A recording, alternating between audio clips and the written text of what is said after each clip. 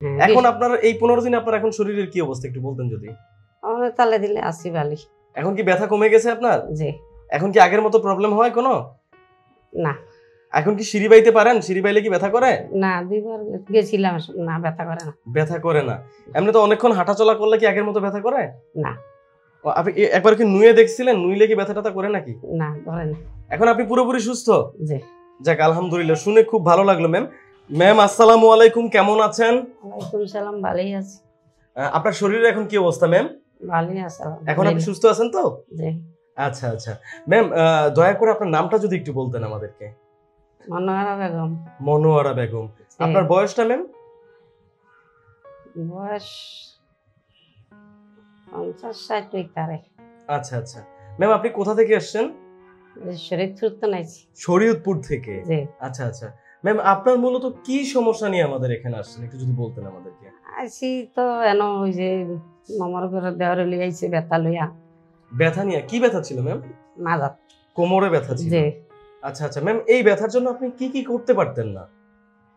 কাজ কাম করতারই নেই, ব্যথা করছে ওষুধ খাইছি এর আগে, যেমন অন্য ডাক্তারের তো ব্যথা কমে নেই, মানে আবার আয়া আমরাই করাইলাম, এই ডাক্তারে বলছে এখানে এসে সুস্থ হয়েছেন। হ্যাঁ। আচ্ছা ম্যাম, এই ব্যথাটা আপনার কত বছর ধরে ছিল? বেশি না, 1 বছর। 1 বছর ধরে? মানে এই ব্যথার জন্য কি আপনি কোনো কাজ করতে গেলে আপনার কষ্ট হতো? জি। বেশিক্ষণ হাঁটাচলা করলে কি বেশি ব্যথা করতো? জি।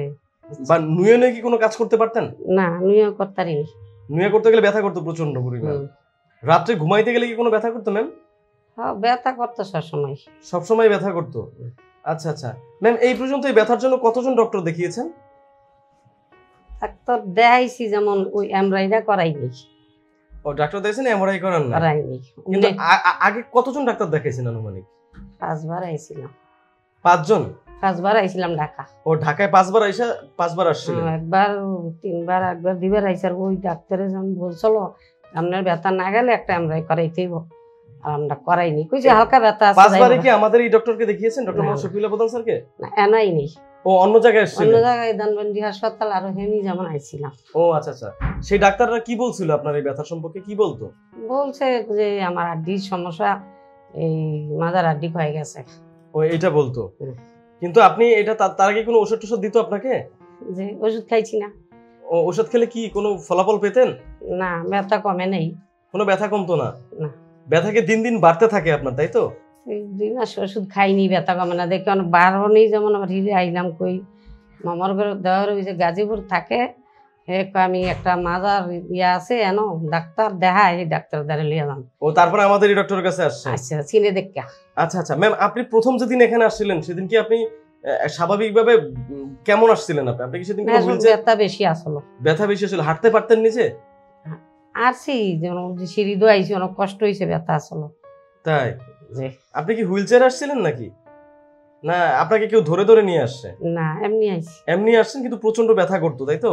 জি। আচ্ছা আচ্ছা ম্যাম, তো আমাদের এখানে আসার পরে স্যার কি বললো আপনাকে? ডক্টর মোহাম্মদ শফিউল্লাহ প্রধান স্যার আপনাকে কি বললো?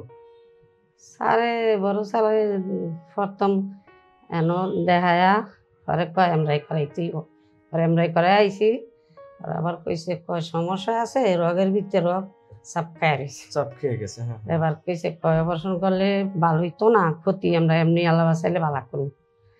এই চিকিৎসা করলো। তো তারপরে কতদিন এখানে চিকিৎসা নিয়েছেন ম্যাম?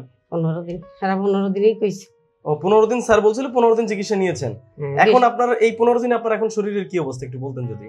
আমার তালে দিলে আসি বালি। এখন কি ব্যথা কমে গেছে আপনার? জি। এখন কি আগের মতো প্রবলেম হয় কোনো?